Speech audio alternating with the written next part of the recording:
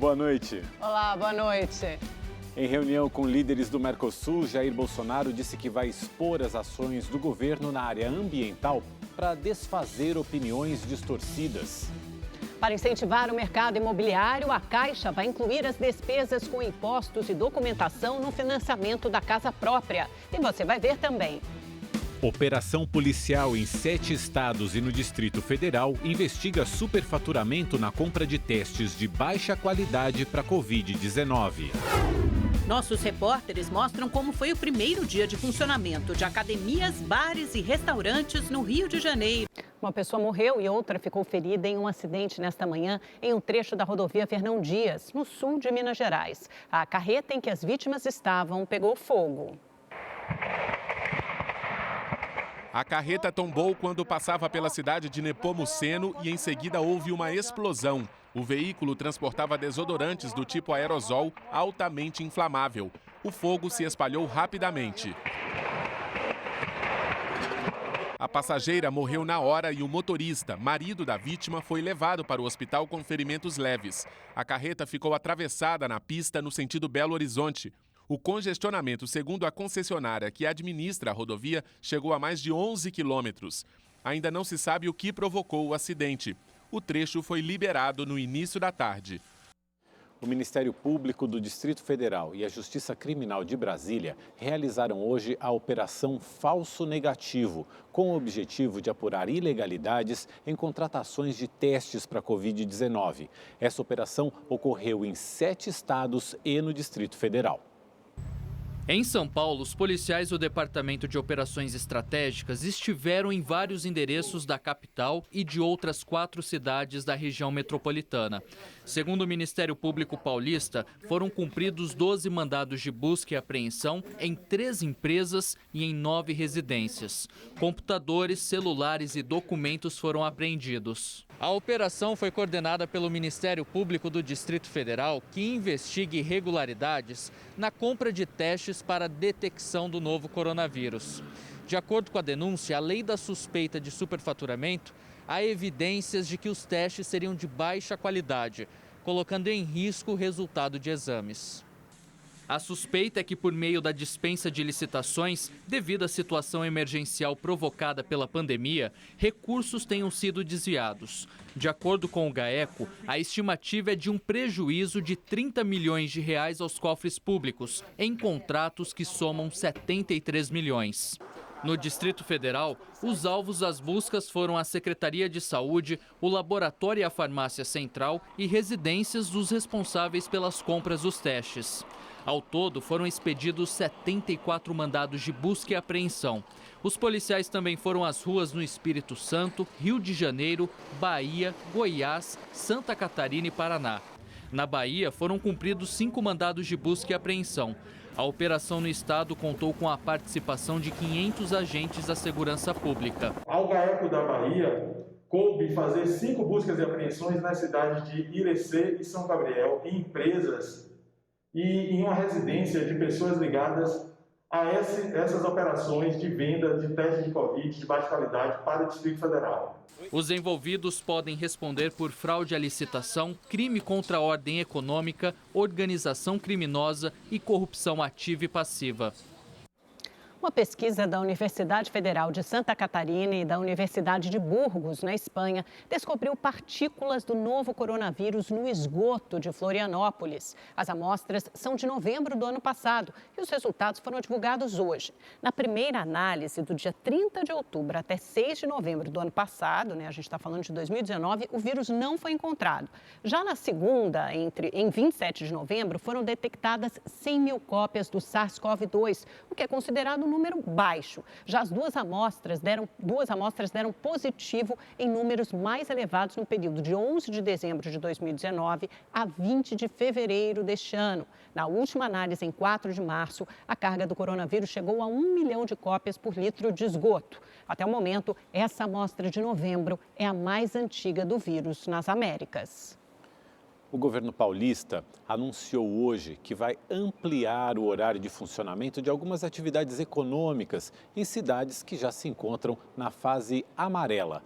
Agora, lojas, bares e restaurantes poderão atender por 6 horas durante 4 dias da semana. Por enquanto, apenas a capital e região metropolitana estão na fase amarela, que prevê a reabertura de bares, restaurantes e salões de beleza. Em coletiva no Palácio dos Bandeirantes, representantes do Centro de Contingência adiantaram que o governo do estado pretende publicar um decreto que permita a ampliação do horário de funcionamento dos comércios de 4 horas, 7 dias por semana, para 6 horas, 4 dias por semana. Esse foi um pleito feito pelo Conselho Municipalista, uma sugestão dada pelos prefeitos, mais especificamente pelo prefeito Edinho Araújo de São José do Rio Preto, e que foi aceito pelo comitê. Nas últimas 24 horas, 12.244 pessoas receberam um diagnóstico positivo para a Covid em São Paulo. Ao longo da coletiva, autoridades sanitárias esclareceram sobre o crescimento do número de casos, em paralelo à abertura gradual da economia. A explicação está diretamente relacionada à expansão de testes para grupos com sintomas leves e assintomáticos. Quando se testa esse tipo de paciente numa extensão muito maior, é óbvio que vai aumentar o número de pessoas que apresentam teste positivo, mas sem uma repercussão no hospital. 250 mil kits de testagem foram distribuídos entre os municípios paulistas.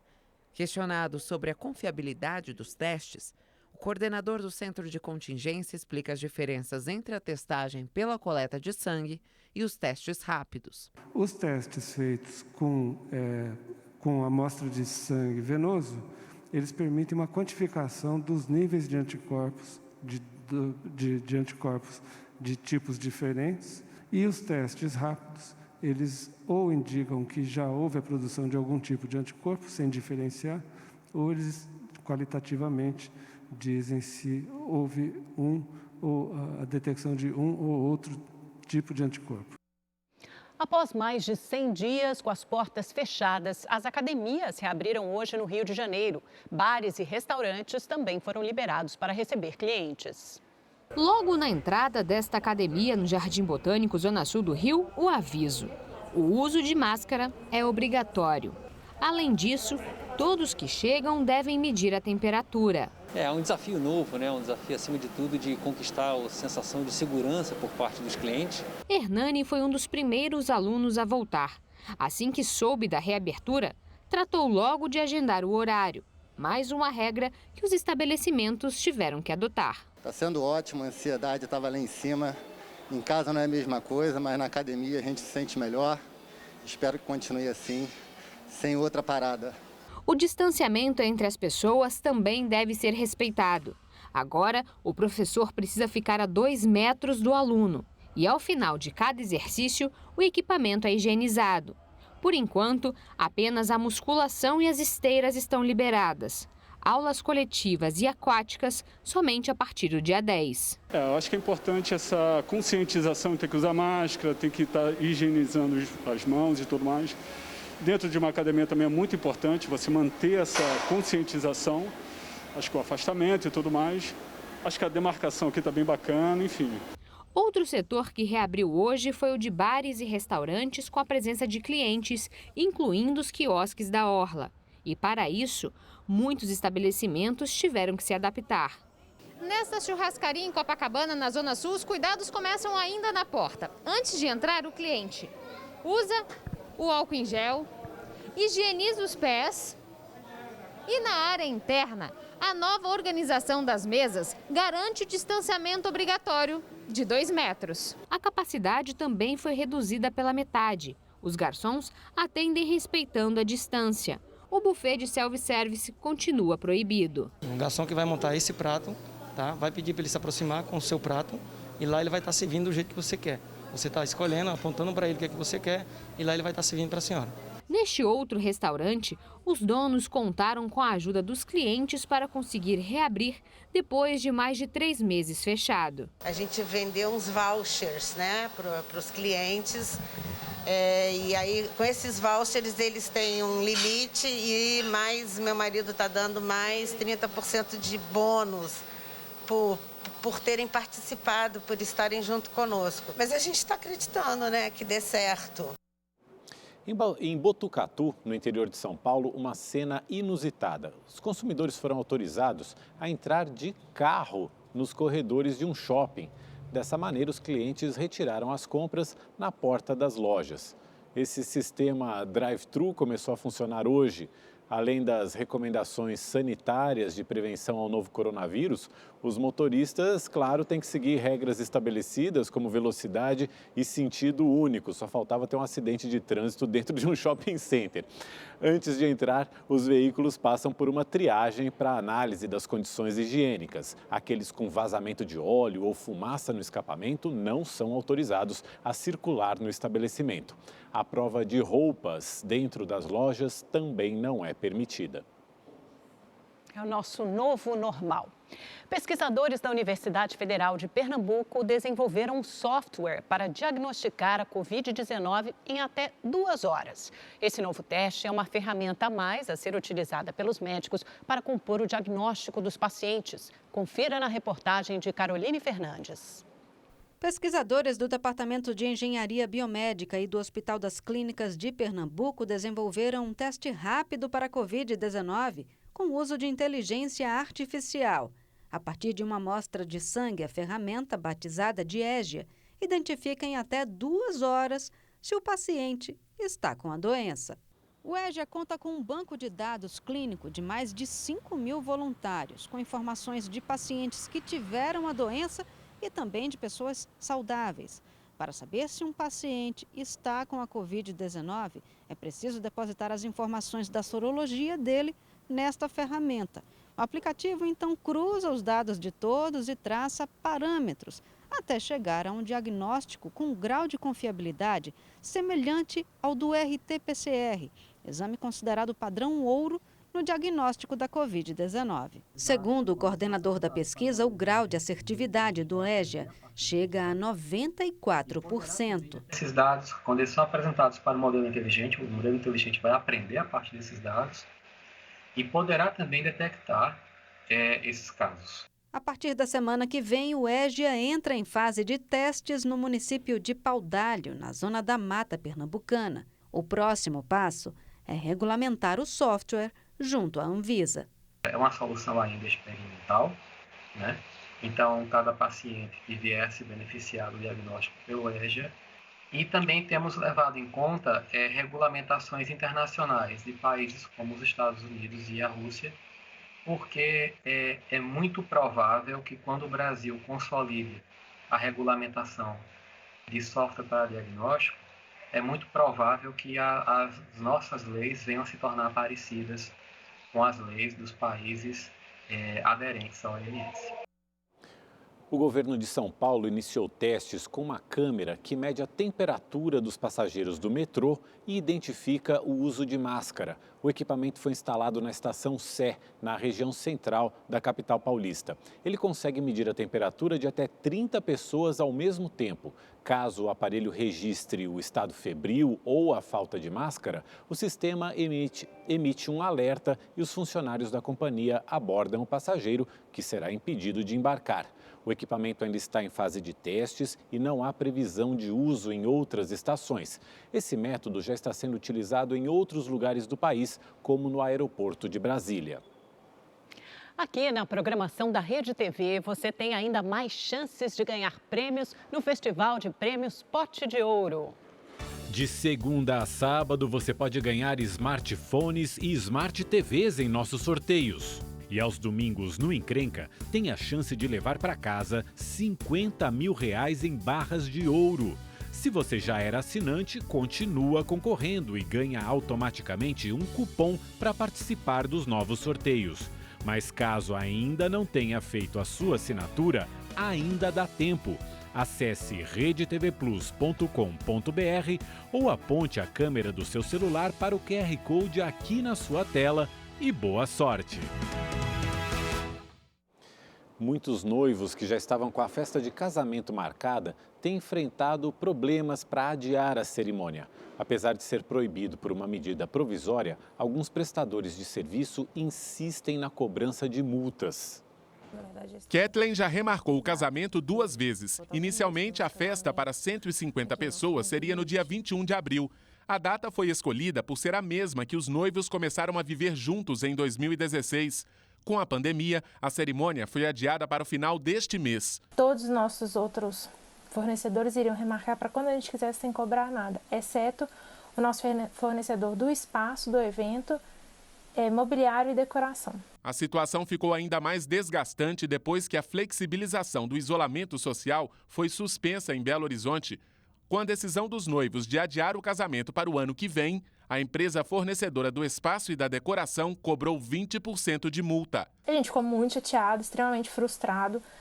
Não entramos em acordo com eles, a gente tentou negociar o valor, mas mesmo assim não foi possível. Esse tipo de situação tem tirado o sono de muita gente, mas os especialistas alertam. Enquanto o estado de calamidade pública estiver em vigor, o consumidor não pode ser obrigado a arcar com nenhum tipo de cobrança extra. Existe uma medida provisória, que é a 948 de 2020. Ela assegura que, inclusive, essa remarcação e esse aproveitamento de crédito seja feito por parte do consumidor, sem a imposição de nenhuma cobrança por parte da prestadora de serviço. Laís decidiu adiar o casamento, que seria no dia 6 de setembro, e até já enviou um vídeo com a nova data para os convidados. O problema é que, ao contrário da maioria dos fornecedores que entenderam a situação, o fotógrafo não abre mão da multa, 30% para remarcar ou cancelar. Eu achei aquilo muito injusto, porque 30% é muito dinheiro, já não foi um contrato barato. De acordo com a MP que foi lançada, você poderia simplesmente devolver todo o valor já pago. Em encontro com líderes da cúpula do Mercosul, o presidente Jair Bolsonaro afirmou que o bloco é parte fundamental para a recuperação dos países sob os efeitos da pandemia e acrescentou que irá se esforçar para desfazer opiniões distorcidas sobre a política ambiental do Brasil no exterior. Pela primeira vez, a reunião de líderes do Mercosul, formado por Brasil, Argentina, Paraguai e Uruguai, foi feita por videoconferência. Assim que iniciou o discurso, o presidente Jair Bolsonaro, ao lado do ministro das Relações Exteriores, Ernesto Araújo, elogiou o trabalho realizado pelo presidente do Paraguai, Mário Abdo, durante o comando do bloco, que passará a ser presidido pelo Uruguai. Mesmo com os desafios impostos pela pandemia, nosso bloco, sob a presidência paraguaia, não deixou de funcionar. Só lamento não poder, no dia de hoje, estar na bela cidade de Encarnación. Espero em breve ter o privilégio de visitar a nação irmã do Paraguai. Bolsonaro ainda ressaltou a sintonia entre Brasil e Paraguai no Mercosul e afirmou que o bloco é um aliado essencial da agenda reformista que o governo brasileiro tem implementado. Os objetivos dessa agenda são tornar o Estado mais eficiente e a economia mais dinâmica, sempre com vistas à criação de mais oportunidades para os brasileiros. No ano passado, alcançamos uma conquista histórica ao conseguir aprovar a reforma da Previdência. Estamos empenhados agora em outras reformas. O presidente Jair Bolsonaro também afirmou que, em decorrência da pandemia, os próximos meses serão desafiadores para os países e disse que a maior dificuldade será conciliar a proteção da saúde das pessoas e a recuperação da economia. Outra questão levantada por Bolsonaro foi a de desfazer opiniões distorcidas sobre a política ambiental do Brasil no exterior. Ao mesmo tempo, nosso governo dará prosseguimento ao diálogo com diferentes interlocutores para desfazer opiniões distorcidas sobre o Brasil e expor as ações que temos tomado em favor da proteção da floresta amazônica e do bem-estar das populações indígenas. E destacou os acordos selados em 2019 com a União Europeia e a Associação Europeia de Livre Comércio como sinais de que o Mercosul está no caminho certo e que o Brasil está disposto a negociar com mais parceiros. Temos atuado com o mesmo empenho na melhoria do ambiente de negócios, na atração de investimentos e na renovação da infraestrutura. No esforço de construção de um país mais próspero, buscamos também mais e melhor inserção do Brasil na região e no mundo. E o Mercosul é nosso principal veículo para essa inserção. Tenho certeza que o Mercosul é parte das soluções que estamos construindo. O Congresso Nacional oficializou o adiamento das eleições municipais de outubro para novembro. A mudança foi feita por causa da pandemia do coronavírus. A emenda à Constituição foi promulgada pelo presidente do Congresso, senador Davi Alcolumbre, com a presença do presidente do Tribunal Superior Eleitoral, ministro Luiz Roberto Barroso, um dos principais articuladores da mudança de data. Essa é a primeira vez desde 1987 que a eleição não será realizada na data inicialmente prevista. Com a oficialização da mudança, o primeiro turno das eleições municipais passa de 4 de outubro para 15 de novembro. Nos municípios onde houver a necessidade de segundo turno, ele passa de 25 de outubro para 29 de novembro. Outras datas também foram alteradas. Os partidos terão do dia 31 de agosto até 16 de setembro para escolher os candidatos e definir coligações, o que poderá ser feito por meio de encontros virtuais. Os candidatos devem ser registrados até 26 de setembro e, no dia seguinte, começa a campanha. No dia 9 de outubro, começa a propaganda eleitoral no rádio e na TV. Os municípios que acharem que não conseguem realizar a eleição na data prevista por causa do avanço do coronavírus poderão pedir um novo adiamento ao Tribunal Superior Eleitoral. No entanto, uma nova data só poderá ser definida com autorização do Congresso e deve levar em consideração que o prazo máximo para a realização da eleição é dia 27 de dezembro. 42 dias de adiamento de uma eleição municipal serão fundamentais para que o Tribunal Superior Eleitoral, a iniciativa privada, o governo e o Congresso possa organizar os procedimentos para o dia da eleição. Demos demonstração de que é possível sim, como Vossa Excelência mesmo disse, com um diálogo franco, honesto e verdadeiro, construir saídas e alternativas para grandes desafios. Democracia não é o regime de consenso. É o regime em que o dissenso é absorvido institucionalmente e, mais que tudo, como revelou essa nossa experiência, é a capacidade de, mesmo na divergência, se construírem harmoniosamente as soluções que melhor atendam ao interesse público. Além da mudança de data, o Tribunal Superior Eleitoral estuda uma série de alterações para evitar que a eleição facilite a contaminação pelo coronavírus. São cogitados, por exemplo, um período maior de votação para evitar aglomerações e a adoção de um horário exclusivo para os idosos votarem. O TSE vem buscando parcerias com empresas privadas para que elas forneçam equipamento de proteção aos mesários e até a dispensa da biometria vem sendo estudada. Nós vamos ter no TSE a missão árdua de realizar uma eleição com segurança em meio a uma pandemia, na crença que compartilhamos com os médicos de que até lá a epidemia já estará decrescente e que poderemos realizá-la com segurança.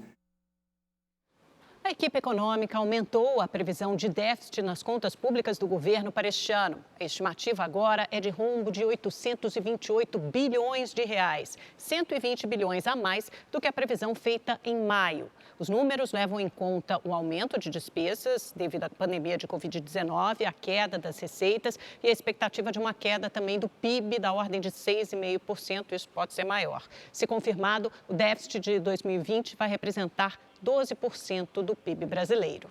A produção industrial brasileira cresceu 7% em maio em relação ao mês anterior, segundo o IBGE. A alta vem após 2 meses seguidos de queda, acumulada em 26,3% em março e abril. Na comparação com maio do ano passado, a produção industrial caiu 21,9%. E a pandemia tem causado também impacto profundo no mercado de trabalho. A gente já mostrou aqui no Rede TV News que o desemprego subiu para 12,9% no trimestre encerrado em maio. São quase 13 milhões de brasileiros na fila de emprego e a dificuldade para se recolocar é bem grande. São 368 mil pessoas a mais à procura de vagas no mercado de trabalho, alta de 11,6% entre março e maio, se comparado com o trimestre anterior. Agora são 12 milhões e 700 mil desempregados no país e pela primeira vez desde o começo do levantamento em 2012, menos da metade da população em idade de trabalhar está ocupada. Gabriela perdeu o emprego em março por causa da crise provocada pela pandemia do novo coronavírus e faz parte dessa estatística. Desde então, tem encontrado dificuldades para se recolocar. De 1.000 currículos que eu envio, 20 visualizam e nenhum chama para entrevista. Eu não estou sendo nem chamada para entrevistas desde março, mesmo cursando faculdade, mesmo tendo algumas experiências, mesmo tendo alguns cursos. Então a gente percebe que está muito difícil. Entre as atividades que apresentaram maior queda em relação ao número de pessoas ocupadas está o segmento do comércio e reparação de veículos, com 2 milhões a menos de empregados. A indústria perdeu 1 milhão e 200 mil trabalhadores, já a construção civil 1 milhão e 100 mil. No caso dos trabalhadores domésticos, estimado em 5 milhões de pessoas, a queda foi de 18,9%, 1 milhão e 200 mil a menos. A questão agora também fica pelos autônomos.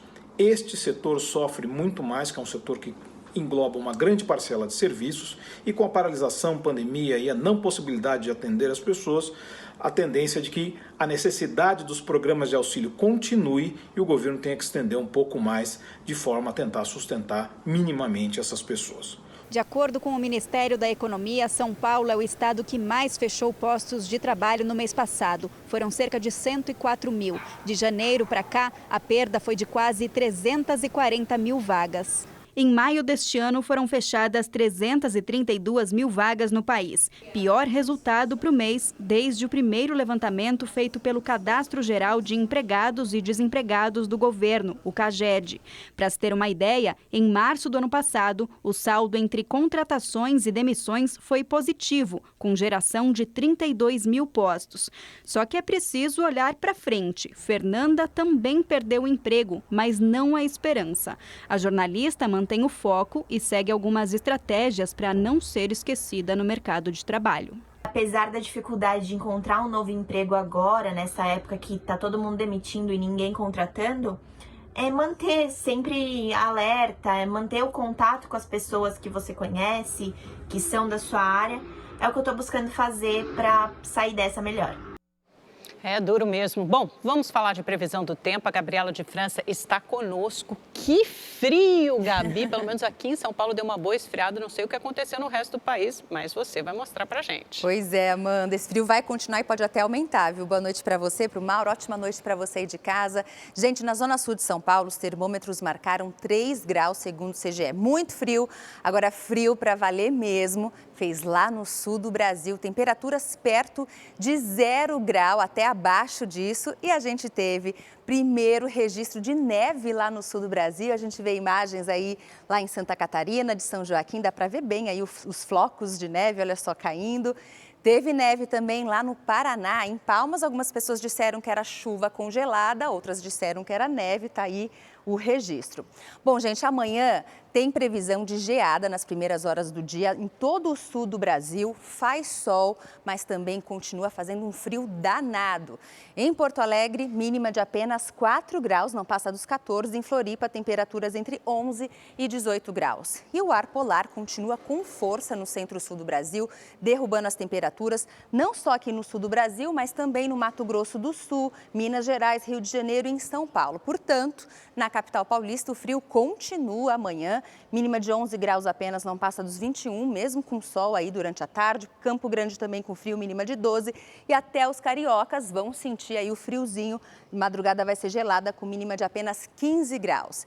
E esse friozinho vai chegar até mesmo lá em Cuiabá, na capital do Mato Grosso. O dia começa com 15 graus apenas, mas depois a temperatura sobe, esquenta bem, chegando aos 31 graus. E o calor e o sol continuam predominando aqui na metade norte do Brasil. Só nessa área aqui mais escura, né, do mapa, pegando o sul da Bahia, leste de Minas e o Espírito Santo, que o tempo continua mais encoberto. A gente vai lá então para Vitória, na capital capixaba. O tempo fica bastante chuvoso. nebuloso, instável amanhã, no sábado também, e as máximas são de 25 e 26 graus. Eu fico por aqui, uma ótima noite para você aí de casa. Vocês não esqueçam aí de dar um reforço no cobertor, porque a madrugada vai ser gelada, viu? Vou dormir com os 3 cobertores, Pois Gabi, depois dessa. Até amanhã, gente. Tchau, tchau. Esse frio devia ser proibido, tá louco? Eu adoro. Também acho. O Brasil superou a marca de 852 mil recuperados da Covid-19, segundo o Ministério da Saúde. Outras 582 mil pessoas seguem em acompanhamento. E o país acumula 61 mil mortes provocadas pelo vírus. Bom, agora vamos falar sobre uma doença que atinge cerca de 10 milhões de brasileiros e é mais comum entre as mulheres, a incontinência urinária. E quanto mais a idade avança, mais os problemas pioram. A boa notícia é que existem tratamentos e são bons tratamentos. É o que você acompanha na reportagem de Carolina Riguengo. Pular corda deixou de ser uma atividade simples e prazerosa para Caroline. O motivo? Foi diagnosticada com incontinência urinária, doença que provoca a perda da urina de maneira involuntária. Até que eu queria correr e não conseguia, queria brincar com meus filhos e também não estava mais conseguindo. Até cheguei a me matricular numa academia, sabe? Aí eu desisti. O problema se agravou e começou a atrapalhar o desempenho no trabalho como cabeleireira. De acordo com especialistas, a incontinência urinária atinge cerca de 10 milhões de pessoas no Brasil. O problema é mais comum entre as mulheres. Segundo o urologista, 1 em cada 3 enfrentam a doença.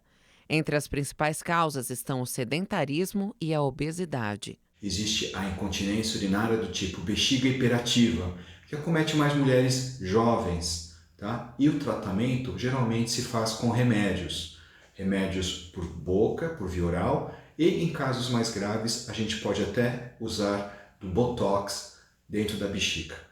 Entre as opções de tratamento estão as sessões de fisioterapia, mas há casos em que a cirurgia é indicada. Para evitar a doença, o melhor caminho é a rotina de atividades físicas. Estamos com o Márcio, que é personal trainer, inclusive de celebridades como Luciana Gimenez. E ele vai mostrar pra gente agora alguns exercícios físicos que você pode fazer em casa e não tem contraindicações. Nenhuma. Né? A gente precisa quebrar esse tabu. Incontinência urinária, qualquer idade pode ter. Então a gente vai fazer um agachamento. Você vai apoiar a sua mão no rodo ou numa vassoura. Você vai subir e descer da cadeira durante 10 repetições. O que eu vou fazer agora? Eu vou subir o meu quadril e vou apertar a almofada lá em cima. Que os exercícios físicos ajudam a manter a saúde em dia, a dona Iraci não tem dúvidas. Aos 65 anos, mantém uma rotina constante. Mesmo isolada em casa, é disciplinada. Fez da rampa da garagem e do quintal o local de treinos.